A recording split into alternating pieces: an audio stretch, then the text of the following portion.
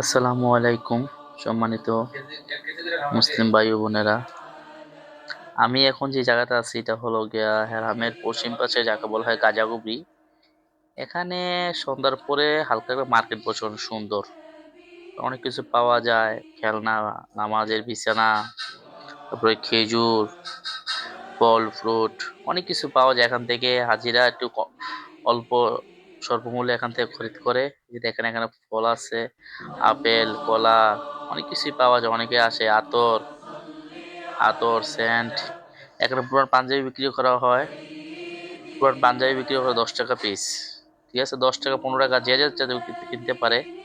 যদি আপনারা যদি কেউ হজ করতে আসেন, এখানে আসতে পারেন। এখানে ব্যাগ, তারপরে এই যে হাজিদের টুপি, তারপরে বুট, এখানে ফুচকা, ফল ফ্রুট অনেক কিছু পাওয়া যায়। অনেক কিছু পাওয়া যায়, কিন্তু আপনারা আসবেন এখানে এসে সব